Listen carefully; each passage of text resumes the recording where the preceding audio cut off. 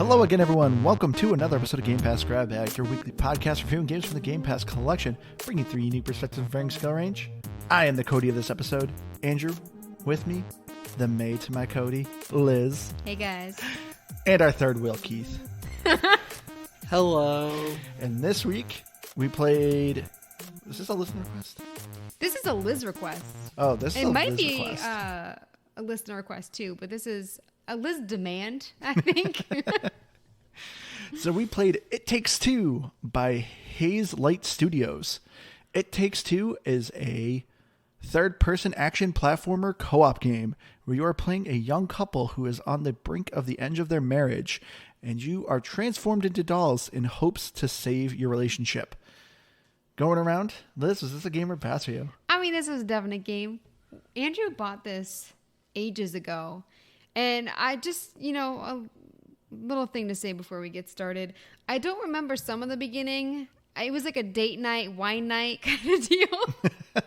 So some memories might be a little bit foggy. But yeah, we were playing it this week, and I just remembered all the reasons why I love it. I think it's fantastic. I think that if you have a significant other especially, yeah, it's a must play. So I guess this is on me, and it's the only real thing I don't want to say I don't like. My only issue is I wish there was a way of some capacity to play the single player, even if it was like a live matchmaking of some sort. I don't know if it has that and I missed it, but just the ability or the fact that you always need two people to play it, whether it's co-op or couch co-op or online, it's kind of a bummer because it's a wicked fun game. And so if you don't have someone to play with, it's kind of a bummer. But that said, it is a lot of fun, and if you have someone you can play with, definitely play it. Can I just say real quick, because what you said, Keith, there was a ton of people online complaining about that, how you have to have two players, which there's so many games that you can play by yourself, but it says it right in it. It takes two. Yeah. So I think it's funny. Like, Keith, you're not like butthurt about it or anything. You have made like a legitimate thing. Like, I wish that there was one player, but some people were like really annoyed by it, and it's like that is funny. So the name literally explains. It takes two. Yeah, it's like nothing that I would actually like hold against the game by any means. It's just something that I was like, oh man, I want to play this right now, but Andrew's not online, and he was the only one I was playing this game with, so I just didn't have anyone to play with. Yeah. So for me, yeah, It Takes Two. This is a definite game as well. I will say near the end, I was getting a little burnt out due to the fact that I was literally playing with Liz. So I'm like, oh, sweet, I'm up to like chapter 6. And then I play with Keith, and I literally have to like restart all over again. So it was me just doubling up. I think the fact that I was just playing this game, like getting to a certain point, and then later in the day, basically rewinding and doing it all over again, kind of got a little annoying for me. But overall, though, this game is a blast. And it's because, I mean, we'll get into it, but it's just, this is honestly the best game to play with a significant other. I've heard quite a bit of people saying that they played with their kids, 10-year-old, 12. It is pretty simple. The subject matter can be a little bit heavy because it is, like I said, it's about a couple who are kind of going through divorce, and they're, it can be a sensitive subject for some people. But if you could skip the story. So if you were afraid to go through any of that, you can skip most of it.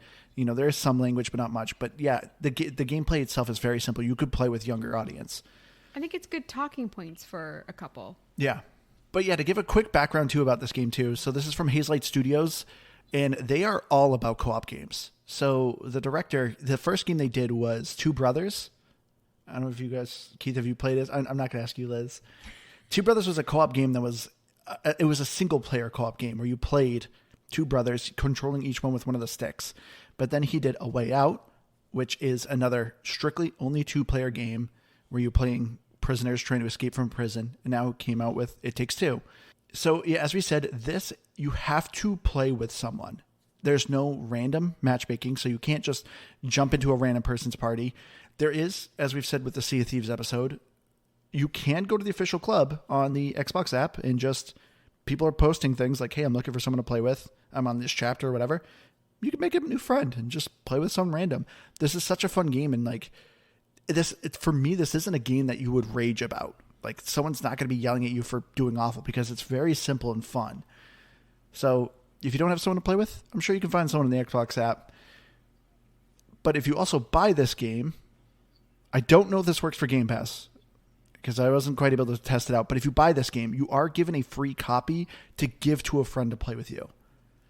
So if you if you and your friend are looking to play this game, you can end up buying it and get a free copy.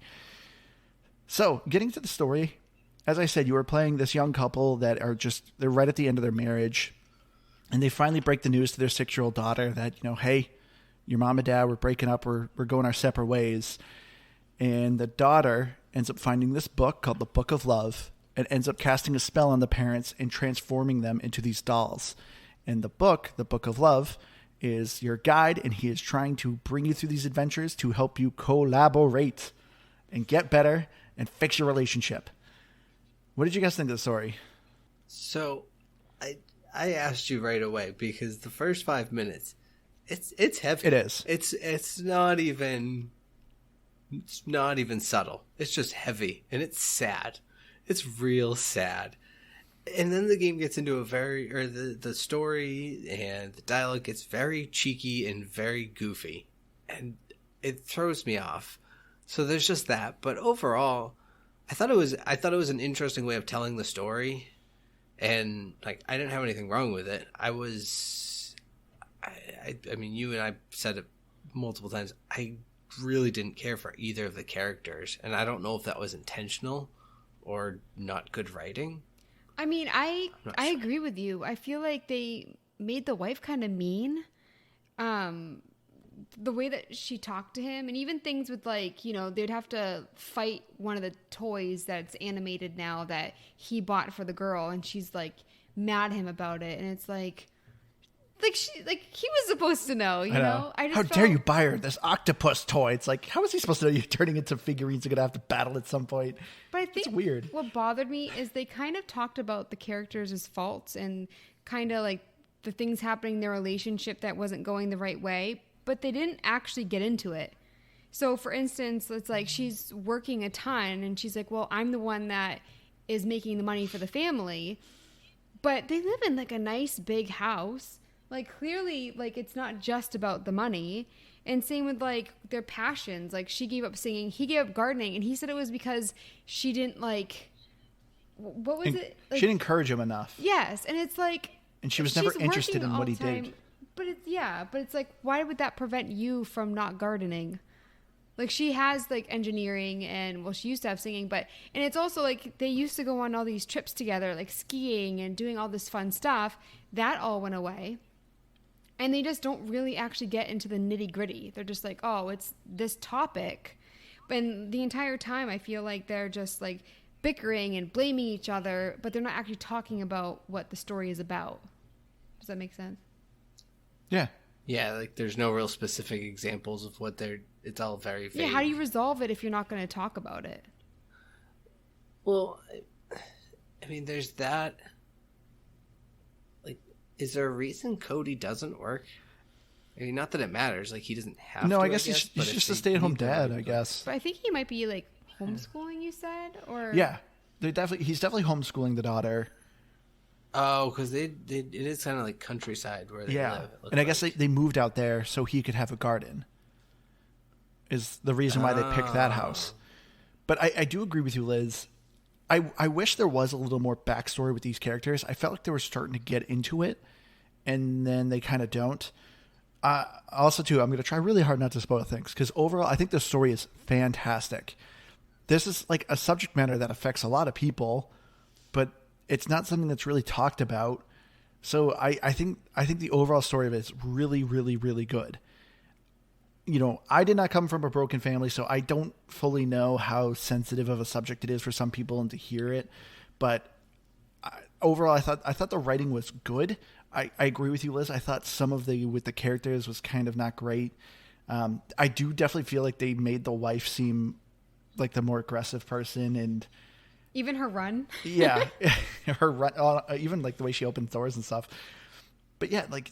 Because it seems like the husband, he was starting to open up to this world in this, therapy that they're going through.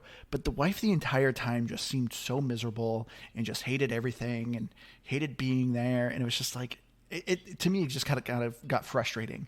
Because I'm like, if I was even in this world with like my worst enemy, I feel like I'd still be having fun. Like, you are invincible. They know they're invincible. They know they can keep respawning. And it's just like... Which that kind of brings about like a dark thing about the game where you can kill your significant other and they do respawn. But it's like, I was telling Andrew, like, they don't know if this is like unlimited. And same with like, you can torture them and stuff. And there's an achievement to torture them. Yeah. So if the achievements kind of... But these things are like actually really terrible. And if I was playing this, like, I feel like the quickest way for divorce is just if Andrew had something stab me. I know. I'd be like, I'm sitting here and I'm not moving. I'm done, book. You can come and get me. Hey, babe, I know we're invincible, but do you want to get in this torture chamber and I'm going to light you on fire? Won't that be a laugh? Like, yeah, so it's like, kind of weird. It is very weird. But another thing, and I feel like I'm sounding negative, but I'm not, because I love this game. But I just want to pick out like a couple things that I thought were maybe not necessarily flaws, but things that kind of confused me with the game. They weren't ever affectionate with one another. And same with like, if they had this like, you know, thing that they were fighting or this big obstacle, he never goes in front of her. Yeah. Like, I'm sorry, if there's like some like crazy scary thing that's trying to eat me and Andrew doesn't step in front of me just to be a gentleman, like, what the heck? Because like, once again, you're invincible. I'm charging there. Who cares? Yeah, not to sound like sexist or anything, but it's like, I mean, do you not care about your wife? And like, I don't know. I just felt like no hand holding, no like when they're scared giving a hug. Like, it just made me want a hug. Yeah. I mean, they were getting a divorce. I wouldn't expect them to be affectionate with each other. And I get, Andrew, what you're saying as far as like, I'd have fun with this world still. I'd be like, well, this is a weird, cool thing that's happening, I guess. I'm going to have fun with this part. But outside of that, I don't see why they need to be affectionate with each other. Like, for me, I wasn't expecting them to like be kissing and stuff like that, but like there's a lot of moments where like they're ripping through storms or something, or they're falling. Like, they don't even try to grab onto each other and like hold each other up. Or if they're scared. Like, if I was scared and like any of my friends were nearby, like, I just thought it was weird. The most physical contact they do is a high five at the end of the snow level. That is it. And it's like, for me, like, yeah, they're going through some terrifying moments. At most, yeah, I would want to like hold onto someone's hand or something like that. That's all I'm saying. I'm not expect them to be making out. Yes, I understand they're going through divorce, but it seemed a little odd. It seemed rigid. And same, like, as they're like talking about kind of talking about their issues and stuff, I just thought it would progress in that way. Yeah. But I mean, this is very minor gripes, because overall I thought the story was so good, and I loved too the ending. Like, I thought it just culminated into something just so well made. And I was excited to see, like, anyone who knows the studio tends to know their endings can be a little dark. But I'm at least glad to say that, like, this ending, it wasn't cookie cutter. It wasn't anything like super, I don't know, just like, let's slap a bow on it. There you go. There's your ending. It was very much kind of like open up to interpretation. And I just the overall package at the end of it, I just felt like it was so satisfying that I was like, that was just a fun adventure. So like these minor complaints about how the characters, some of the dialogue, it's super minor compared to the overall package. I also felt like by the end of it, I didn't know if things were going to change. Yeah. Like at when the story ends, like, I don't know if she's really going to, you know, take time and be home. I don't know if he's going to go back to gardening like he says he is, but it's like with their personalities and stuff, I'm just like, they both seem like stubborn in a way. And so, yeah, I'm really curious what the creators, what they think would happen. Do you think, is this getting too spoilery? Yeah. So that's what I thought. I thought the story was like a lot of fun, but what's so good about It Takes Two, just the gameplay. Like, a lot of games have co-op, but this game is like, but co-op usually is like, just like an added feature. Hey, you're playing a single player first person shooter game, you know, just stick a friend in there. There you go. There's co-op. But this is truly a game that is built for 2 players. And I think that's just and it clearly shows. Like, that was their goal. This is a 2-player game. We're creating a game that way. And it's honestly a world of a difference. I feel like I'm talking too much. I'm going to let Keith talk after. I mean, gameplay is everything.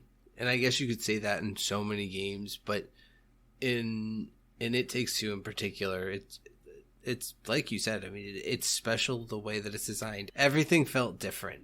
Like there was no levels where I was like, oh, we've already done something like this. Like it was unique. Every single thing you did, even if there was like some similarities or in some ways that you felt like you were doing something that was close, it wasn't. And every world and biome that you went through was so different and weird, and that just, it was so satisfying to just go through and play that even if you skipped over the story and you didn't listen to or pay attention to any of it and just played the game, it'd be well worth it to just play the game. Did you guys have a favorite, I guess I'll call it, level? Yeah, for me it was the snow. I thought the snow level was incredibly fun. Because I think the best thing about It Takes Two, like Keith, I fully agree with you. Like everything, the gameplay is constantly changing, so it always just feels so refreshing and new. Like, you know, if you're playing co-op in like Halo or something like that, you're doing the same thing. You're going from point A to point B, shooting people. You know, if you're doing like a base builder game, you know, you're doing the same thing over and over again. But every time you're doing a new world, you're adding new mechanics, new things to do, and it's just a ton of fun. But what actually is like extra fun in this game are the non-objective things. This game is just littered with just toys to play with. And that's why I think the snow level is my favorite. I thought the snow level, you have a giant village of just like snowmen that are just playing around, and there's just tons of little things to play. You can skate on the ice, snowball fight, you know, shuffleboard, there's Ferris wheels, there's cannons. Like there's just a ton of toys to play with. Wasn't that one of the few mini games that I beat you? Yes, you destroyed me in shuffleboard. I apparently am the worst because I even played it with Keith, and Keith beat me first try too. I just do not do well in shuffleboard. I also think... I mean, I got one lucky shot, but... That's all it took. I also think, too, just like the way that you move around, like the different things that you can use to go faster and... Yeah. I forget the word for it. Traversal? Or yes, yeah, grinding? that's it. Yeah. But yeah, I can't pick one. I thought that the music one was really cool. When the music like, one was learning really... about her passion. They have like the Mario type. It had the coolest area. design, I think, but I didn't think the level itself was like... I don't know. I didn't think there was as many toys in it, but yeah, the design of it was awesome. But they went big with some things. Oh, yeah. See, I was going to say the toy box level for kind of the same reason. Oh, yeah, the toy box one is a lot, too. Like that, because that has the obstacle course, too, yeah, right? And then you get to the castle. And the obstacle course. Yeah, like I thought the obstacle course was a lot of fun.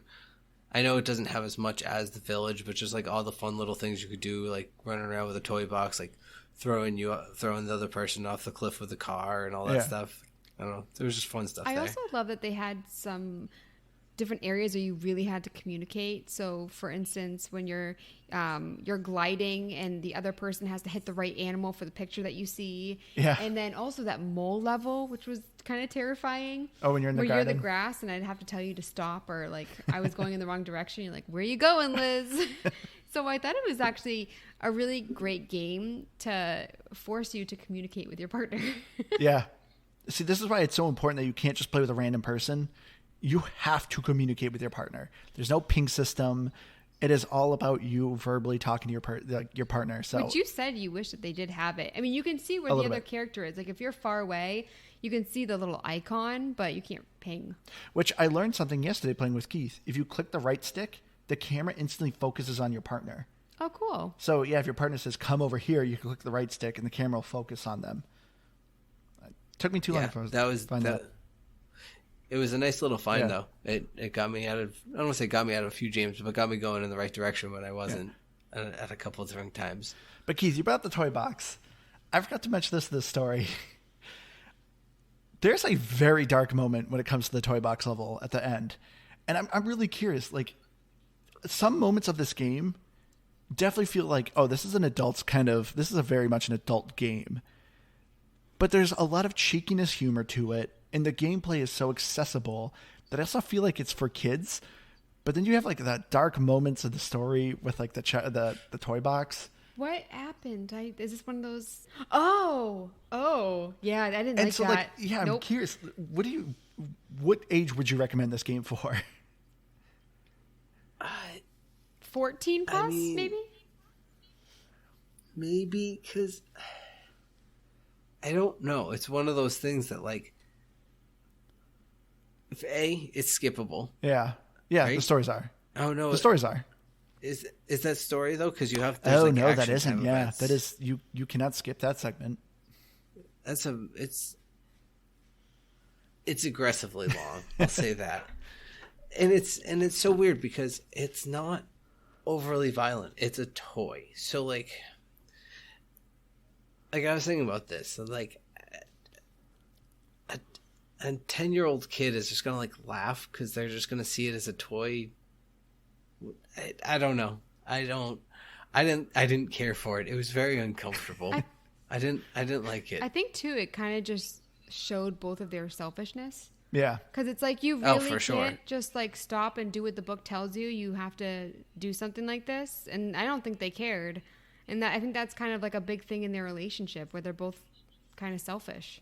Yeah. No, I 100% agree with that. That's a very good point. I mean, I'm mad at them for making me play that game. So wait, what did you say was your favorite level, Liz?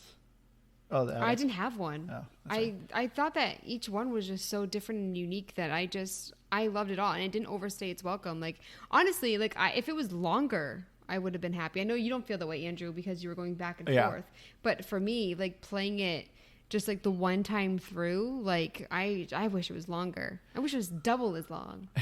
This game is a pretty hefty game. And you are looking about between 12 to 15 hours to beat. And I highly recommend do not rush this game. As I said, the most fun I was having was when you're just interacting with the world and goofing around with your friend. Like, that's one thing I think was a little bit unfortunate with playing with me and Keith. Me and Keith were kind of just going through the motions. I already knew kind of how to solve these puzzles, so that was the other thing that kind of stunk. I was trying to have Keith take the wheel and try to figure things out on his own, because that is the fun part. A lot of the puzzles aren't crazy hard. There was a couple that made me scratch my head a little bit, but I didn't have to look up anything. And so I thought the game was so well paced, but playing with Liz, me and Liz just screwed around. We're in the snow village throwing snowballs for a good 15 minutes, even though she was awful at hitting me, and I just kept, I literally was like whitewashing her.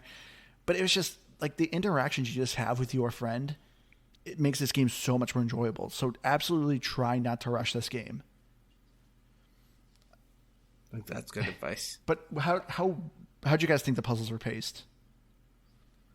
Perfect. I liked them as a whole. Yeah. Because they were just predictable enough throughout the level, and to the extent where it was here's your new mechanic, here's a brief tutorial puzzle, show you how to use it, and then largely you're going to see and know how to use them in every aspect, but sometimes you just have to time them differently of how you use them, or like slightly tweak how you use it in some capacity. So like, I don't know, I liked how they built on themselves, and it was always like just enough of each different little mechanic that you used. Yeah. So unfortunately, yeah, Keith, you played with me so you as a gamer play with another gamer. But Liz, I think it's interesting that as long as we've done this podcast, you still do not consider yourself a gamer. So as a non-gamer, how did you think this was? Like, did you have any issues with any of the mechanics or the platforming? There was a couple that I just like knew you would just know how to do them right away. But there was a couple that I figured out. Yeah. And so for me, I think you could play with someone who doesn't really game that much, as long as you're a patient person. Because there are some traversal things where I kept falling and dying, and you were laughing. In the toy level. Yeah. And you were laughing, and you thought it was funny. Because I literally was doing circles around you while you're trying to climb this thing. There was I don't know what was wrong with me. But I think that like if someone's new to video games, like this is actually a really good video game to get them really interested in it, because it is fun. You get to like mess around. There isn't that pressure, and you can just kind of play it the way that you want to play it. So yeah, it's so well paced, and it's forgiving. If you die, very rarely are you sent that far back. You're usually sent back like one or two platforms. Like it is so forgiving at killing. Like if you die. And sometimes it felt like really like you felt great when you beat something. Yeah. And so I think that's another reason why people that aren't used to gaming would actually really like it. And Keith learned in a couple segments that if you die enough, eventually it'll just throw you forward. I was just going to say that. I don't know if you have to die enough or if you just have to get far enough behind from your partner. One or the other. All of a sudden I died and I was like, hey, I don't have to do this thing anymore. Sweet. There were a couple times we died like right at the end, and we were like, "Oh, please don't make us redo it." Yeah. And the game was very forgiving. Yeah, that happened to me and Keith last night too. Keith literally just had to jump one ledge and we were done, and he died. And it's like, oh my gosh, we had to reset the puzzle and get Keith back. That doesn't sound like me. But yeah, that's one thing I love is just I think it's so forgiving. But yeah, I enjoy too that this game is also just littered with actual mini games as well. And those are just fun, actual like competitive game modes. You know, they range from shuffleboard to like a shooting gallery to like a basketball game to a baseball game. There's a racing one that you were surprisingly pretty bad at. Which There was one point that I got ahead of you. There's a lot of racing I ones. think was it in the snow level? With the rink where you're going around the circle? Yeah, I think that might have been it. But there was still one beat racing you. game that I know, but I was still like, I was pretty impressed that I had gotten ahead of you. It was towards the end too that I got ahead of you, and I was like, this is the one time I'm gonna beat him at a racing game. And Well, it was funny because you thought you were behind me the entire race, and you're like, man, Andrew, you must be so far, I don't even see you. And I'm like, Liz, you do realize you're in front of me, right? And then that messed me up because then I was like, the pressure. And that's when I passed you and beat you. And I like that you can replay these games as many times as you want, and it kind of like fuels the competitiveness in the game a little bit. Well, because it keeps track of the scores too, and that's the best part of like how many wins and losses each player has. And I think in the greater menu of the game, it actually even saves an overall total of like just total mini games won and lost by each player. So you can actually, like compete at even a bigger level on mini games. So. Yeah, once you discover the mini games, in the main menu, you can just select the mini game and play it right away. Like you don't have to boot up the game, get your characters, walk to the destination, and play the mini game. No, you can just select it right from the beginning, which is great. That's awesome. But I think it's interesting. Yeah, when you start the game, you can pick who you want to play as the husband or the wife. And I love too that the game does a really good job kind of giving like pacing as to like who the main character is on certain puzzles. You know, sometimes I was in charge of like moving the platforms while Liz was like on a field actually doing all the jumping, but I was just doing the mechanics. And then a little bit later, it'll switch it. And Liz is like moving platforms for me and I'm doing all the platforming. So I love that this game does a really nice pacing of like, hey, now you're going to be doing most of the stuff and now the other person's going to be doing most of the stuff. And I never felt jealous of your abilities. Like, I'm sure if I was playing your character, I would love it just as much. But the entire time, I'm like, yes, I'm so glad I got a sword. But I just thought it was each time that I got a new ability, I wanted to play it, but I never felt like I was missing out. Yeah, no character felt like, oh, this is the boring character. This is the easy character. Like, yeah, you can play the wife or you can play the husband. No, each one was so well paced. I also think it's interesting that they were making weight jokes about the husband, but his like real life person isn't chubby at all. Yeah, Wait, I thought that was kind of weird. They made a comment about him being overweight, but his real life character is not. Yeah, I mean he was a pudgy doll, I guess. He was made out of clay. But no, I thought it was kind of interesting that they kind of do they made comments about his weight in it.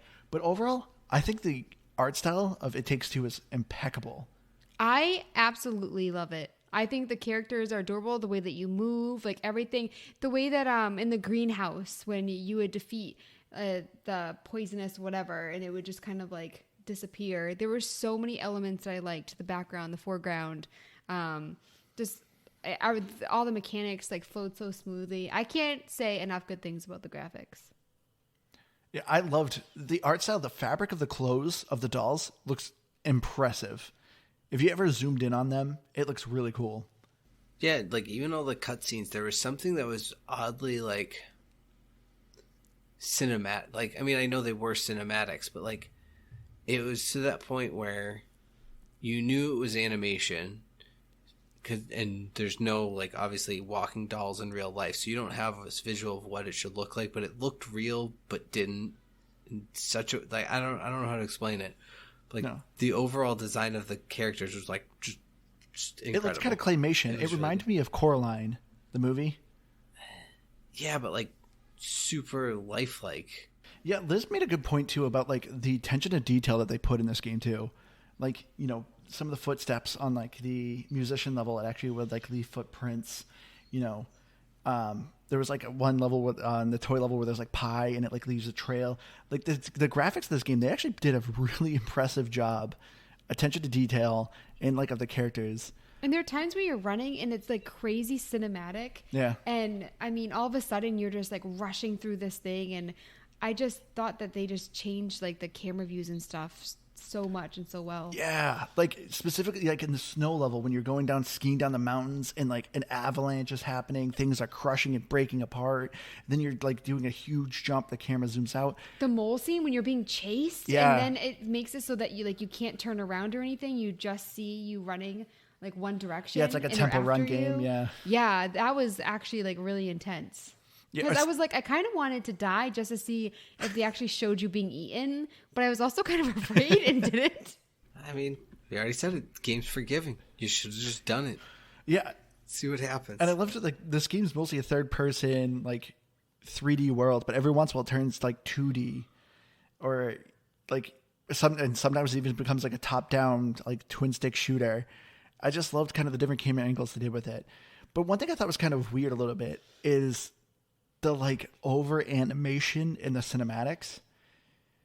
What do you mean? Like anytime people are like talking, they're always very much like, get out of here. And like constantly like using their whole body and waving their arms. They're just like very animated people.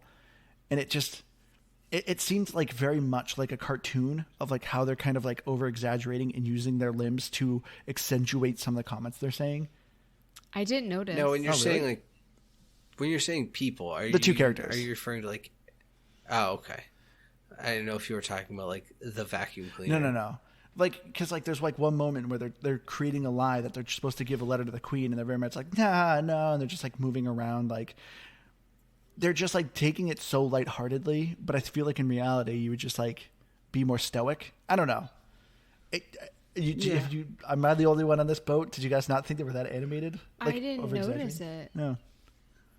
I didn't pick up on it, but I can see what you're saying like, when I think about it. But at the same token, I don't know. It was very cartoony in nature. It was. So I guess that's why it felt like it fit, and maybe why I overlooked it.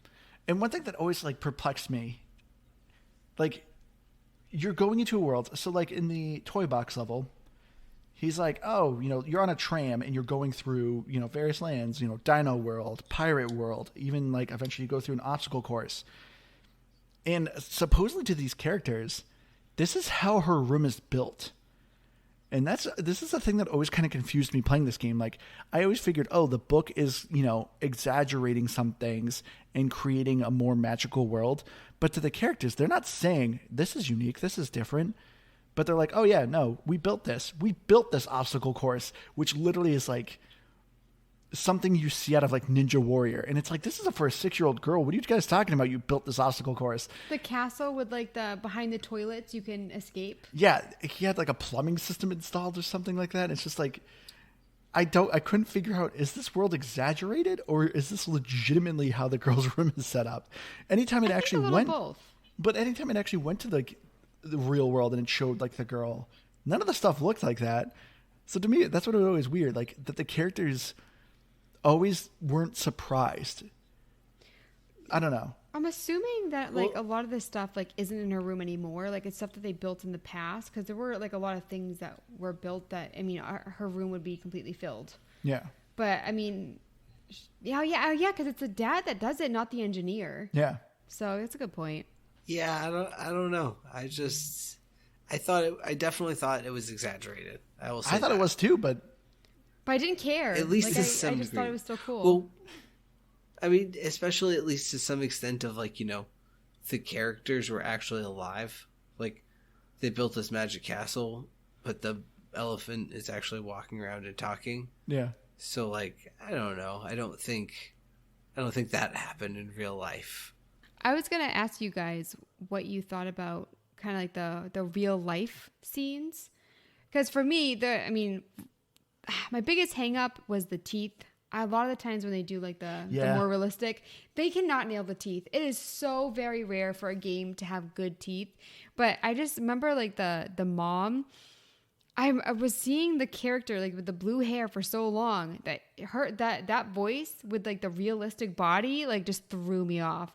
I was like, I don't want that. Like I liked her voice with the doll so much that all of a sudden I was like, oh. I mean, she's a beautiful lady. It just like it didn't match to me because my brain was just so hardwired. No, I think Cody was the same way because he kind of sounds to me like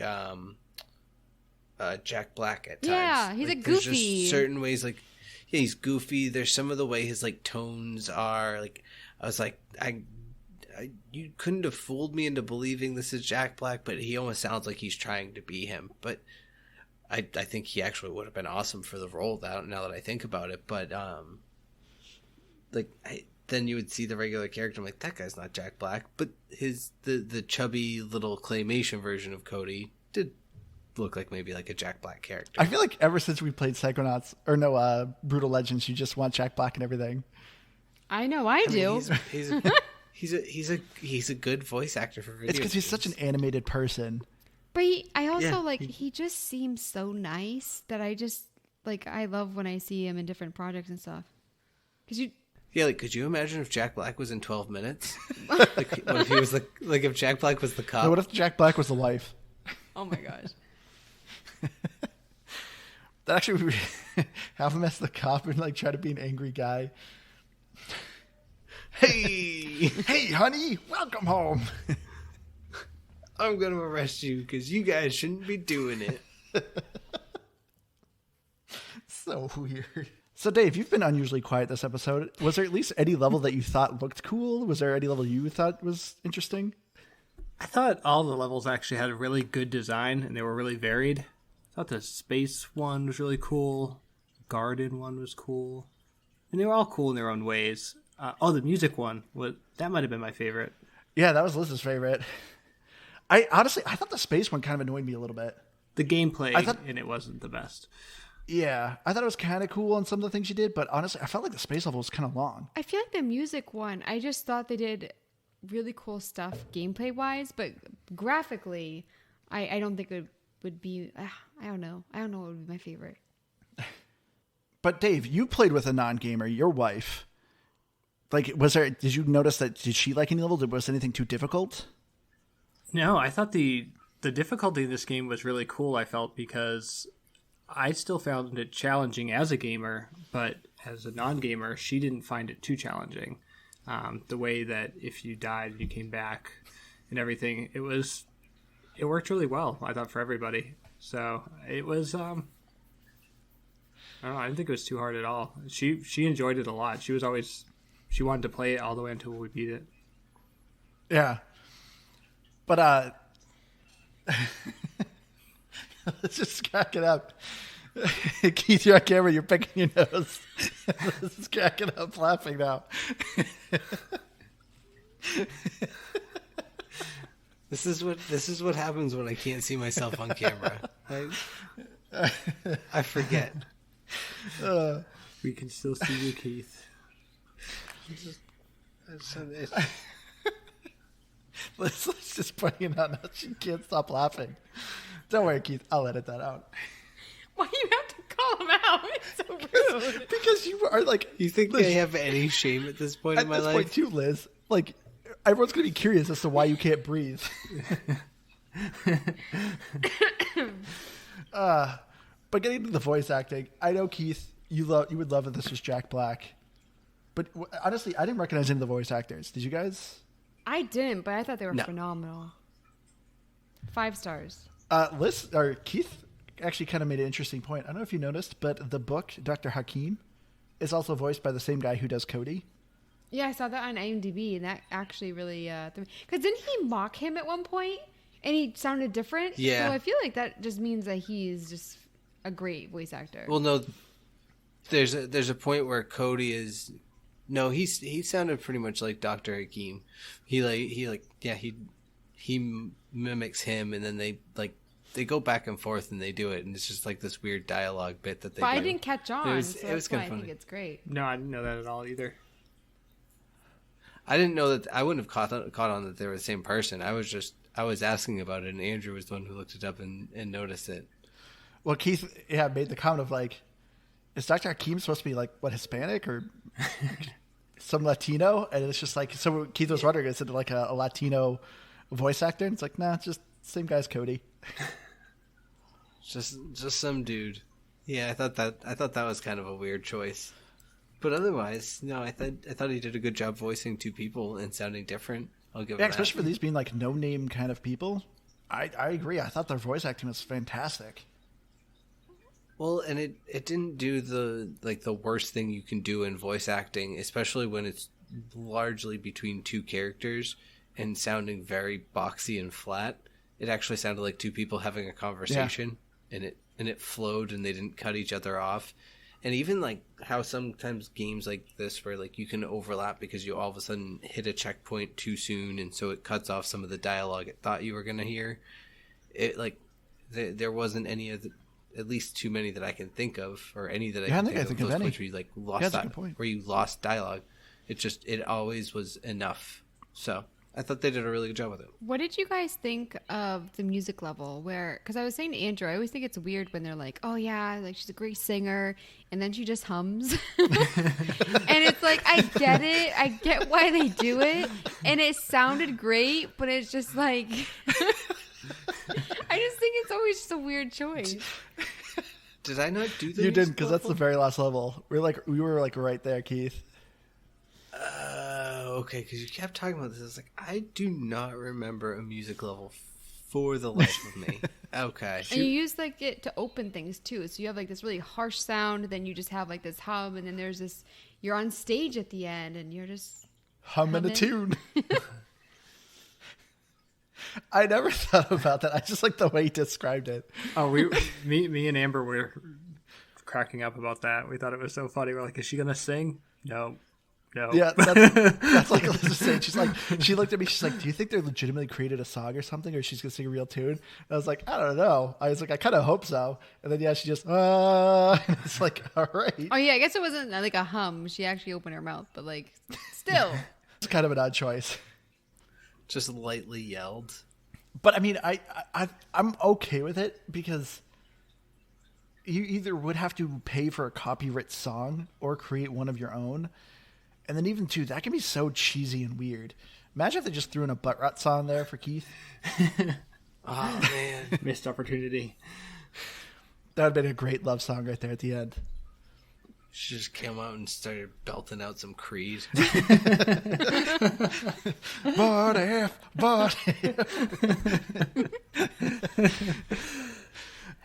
Have we talked about how the daughter likes to talk to her like narcoleptic looking parents throughout the game? Oh my goodness. Thank you, Dave. That's a good Because point. I forgot about that, where it's like, at what point is she like, I can't wake them up, something might be wrong? Yeah. Like, no, Is there a gas leak? are they not like, I can't tell if it's in England or, because she's British, right? I think Yes. it's in the UK. Yeah, because it's like, do they not teach their kids to call 911 over there, or whatever the number is? I said that too, Dave. Oh my gosh. Mom has taken a 3-day nap and Dad hasn't moved. He's just been standing there staring out a window for the last 24 hours. I don't think something's okay. Or I also thought it's funny too that Keith pointed out that, you know, as you're going through these levels, you're fixing things in the house. And Keith's like, so is this how they save their marriage? By fixing things in the house? Oh man, I was going to divorce you, but now that this clock is fixed, we're all going to stay together. Everything's But okay. do you want, I wonder how many divorces have happened over dirty dishes. That final straw. So it's like, I mean, Oh, I mean, you threatened murder over me with that. Yeah, but that's the thing is, I don't think at this point that there's no amount of dirty dishes that are going to save that. I don't think that's the point. It's already but too yeah, late. I just don't see the difference between that and like a plant that, you know, hasn't been watered, which is one of the things. But yeah, I love you brought that point up too, Dave, because I also do like the music level. She's like, "Hey, Mom, I brought you your jukebox and it's playing music, but you're still not moving. I'm gonna leave now." It's just like, what? It really was weird. Goodbye forever. That was a question I kept having too. How much time is passing in this game? Because the characters are constantly saying, "We need to get to our bodies ASAP," as if like they're rushing down to like the attorney's office or whatever to like get a divorce written up right away. So I just didn't understand the time that was elapsing. Well, towards the end, you said, "Oh, it's still light out," so I'm assuming like not that much time has passed. It's like a day, I think, ish. Because like in the So it's morning, like a Honey I Shrunk the Kids Yeah. situation. morning to evening. Yeah, that was just my guess, is that the game starts at like, I don't know, no, because I'm assuming the game starts at like 6 p.m. because the wife gets home from work. What if she works an third overnight shift. As an engineer? Yes. I guess it's possible. Yeah. I don't know. These are the serious questions that we need to be asking for this game. Mm-hmm. Serious plot holes. We found it. Was there more music besides? I mean, I actually don't really remember the music. There actually was quite a bit of music, and that's what I thought was so great. The music actually really conveys really well the environments that you're doing. I'm sorry you don't remember it. I specifically remember the snow one was very Christmassy. The snow level is my favorite. I love the snow level. I just think that there was too much Yeah, it's that very- I liked that it just kind of fell in the background. Because I don't remember ever thinking, oh, this music is annoying, or... Oh, because it was never the same. No, it's Yeah. It always ramped up, like big things are going on. But yeah, the music, the soundtrack of this game is just absolutely fantastic. But for Achievement Hunters 2, I think this is a great game for Achievement Hunters because this game does a great job with it because there's only 2 secret achievements, and it's actually kind of funny why they made those secret achievements because they're kind of homages.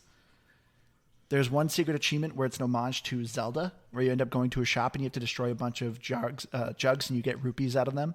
And then the other secret achievement is to find the hidden dolls of the characters from A Way Out.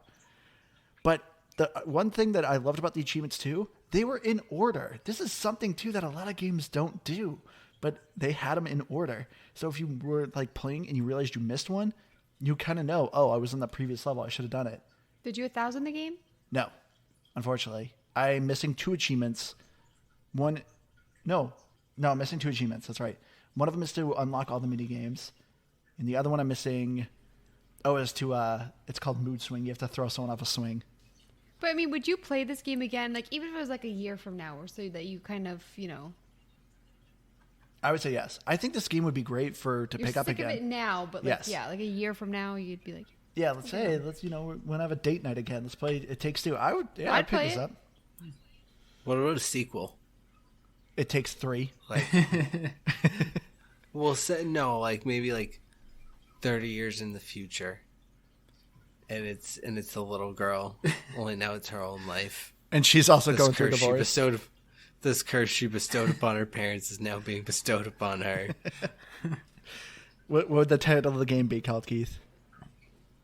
Except, I was going to say the only difference too is it's also that it's not a divorce. It's her dog, and her dog bit the mailman. And she has to, decide whether or not she has to give him up or She's not. like the stay-at-home like cat lady.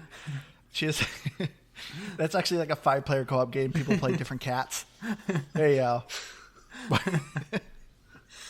The game's just called Shut In. There we go. That's the sequel. No, I think I would love a sequel, or honestly, an expansion. I thought that they did such a good job of like playing with different game types that I don't know if a proper sequel would be able to do too much more. Like they said, hey, this is this type of game. Hey, here's a platformer. Here's a shooting type. Here's a whatever. I don't know what other things I'd want to see them introduce. That's a good point. They did not do a race car level. Ooh. They could have done a first-person shooter. No underwater levels either, actually. No, they did. On the snow globe level, when you're swimming around, fixing you're the right. candy. Yep. Yeah, and surprisingly, too, I did not hate the underwater level in this game. You didn't hate what? The underwater level of this game. Most games, Actually. they're the worst. They're always just thrown in. But would you guys pick this game up in a year, or do you think you're done with it? I 100% would. Yeah, I think. Well, I mean, because I haven't finished it, so I would pick it up to finish it. I would say that. I'd probably But I don't know. I'd probably want to try it with someone else. Like I think seeing how another person plays it too. Yeah, I think that would be part of it because like when I did this playthrough or when I've been playing through with Andrew, I've played as Cody, the husband, the whole time. So I think maybe I'd go back and I'd play as May, the wife, and I don't know. It's not a huge change to the gameplay because it's ultimately all the same puzzles, and all of that. But you get to play it from a different perspective, so I'd probably do that if I did. I feel like it'd be very different playing with someone who was like super nice and someone who was like a little mischievous. So basically, what you're basically playing with someone who's not Andrew. Is what you're saying. That was a really, really nice way of being. I wonder what it's like to just not play with Andrew, because he's really mean and he yells at us all the time. Thanks, Keith. I was more thinking the opposite for Andrew. Like, what if Andrew played with a nice person? Did you win any mini games, Liz? I did. I won the shuffleboard one. Yeah, she destroyed me in shuffleboard. I don't remember if I did any other ones. Like if I won any other ones. There were a lot where we were close. I was telling Keith earlier that there was a racing one that I got ahead of him, and it was towards the end, and I was really proud of myself. But then I lost. Story of How my about you? life. In How about you, Forza. Dave? Did Amber beat you in any games? She did not. I don't think she beat me in any of them. I made her cry. But getting to our final thoughts here. So people who may have not known, the Game Awards just recently happened, and this actually took the Game of the Year award. So I'm curious if you guys actually agree with that statement. But Dave, I'd like to hear from you. Going into your final thoughts, what did you think of It Takes Two? I thought it was a great game. It was well put together. The gameplay was hard enough for someone who plays video games, but easy enough for someone who's new or doesn't play them a lot. The environments and the gameplay in the different biomes was really cool and varied. I didn't think it overstayed its welcome either. It wasn't too long. It was longer than I expected it to be, though. So, yeah, I thought it was great. Do you want a score for me? Or? Yeah. Yeah. Oh, okay. I'd probably give it 88. Okay. Yeah, I think as a whole, I thought the story at some points was a little bit dark for what the overall otherwise theme of the game and story and just everything felt like. That it was just really weird, and I don't know, but you can skip the story, so I guess there's that. Because then there's the gameplay. The gameplay's a lot of fun. I just really enjoyed all of it. I liked how everything changed and felt new. Not for the same usual reasons I am with games, because you know me and my roguelikes, I like to, okay, maybe I'll just be a little bit stronger this time. It was more just like, no, I want to see what new and exciting thing I'm gonna get to do in this new environment. So yeah, I just felt like I was excited to want to play it again, like, or each time I did play it.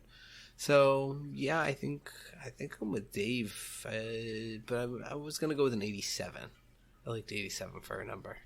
I'm surprised you guys are scoring actually like that low. Yeah, I was thinking that too. Because like, sorry, Liz made the good. No, I mean you guys are entitled to your own opinion. But like Liz made a good point yesterday. Like, when we were playing this, she's like, "What do you think would make this game better?" And honestly, the only thing I could think of is, as we said before, some of the story elements and some of the dialogue.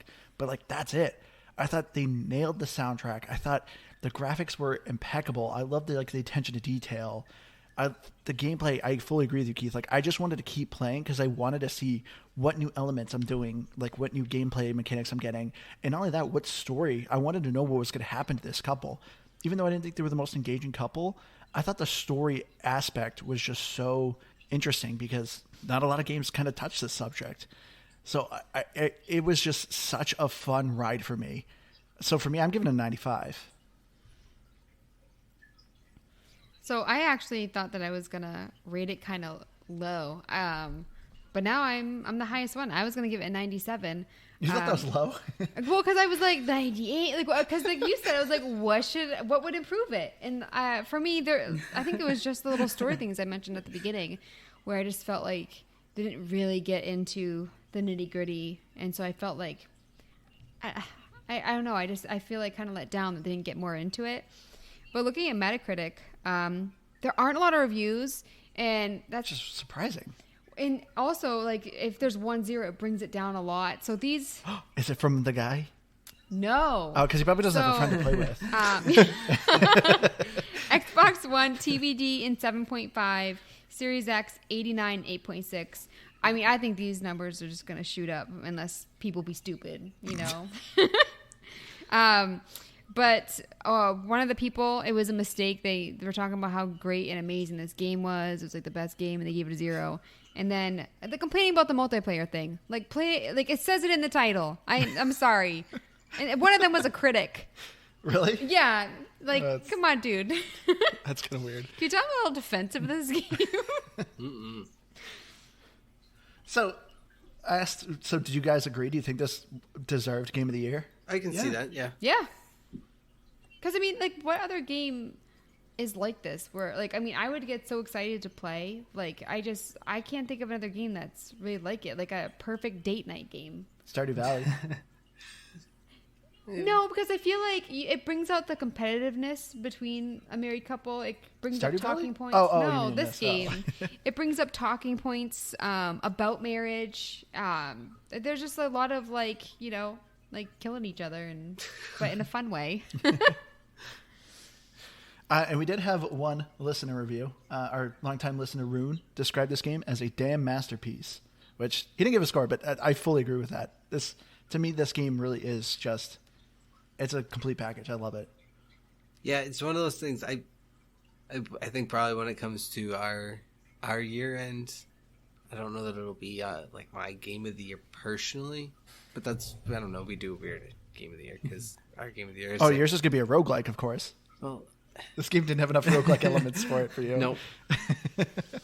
Well, I mean, I don't think we're going to be able to squeeze in the Ryan game before the end of the year, so I don't know. The race with Ryan. Yeah. Can't wait.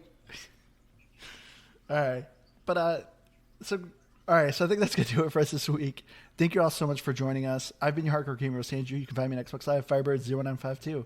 If you have an email, Give me your email. if you have a game suggestion, please email us at GamePassCrab@gmail.com. We're also on Facebook at GBGBPod. Or that's Twitter. We're on things. You're on a roll. I We're know. on all the socials. I'm ending it now. Whoever wants to go next can.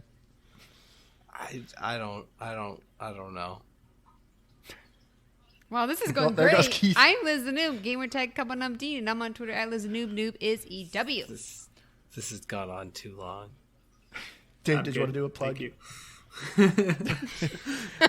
So And thank polite. you so much for joining us, Dave, even though you were very quiet for most of the I episode. think no, Dave, you're a I don't remember what season Rocket League Gold tournament winner, so you can plug that.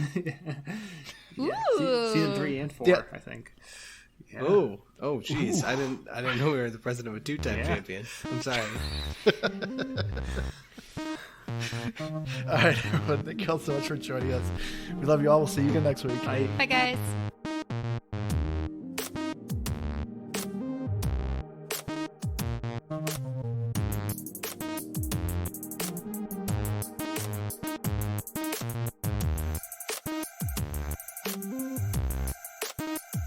Thank you.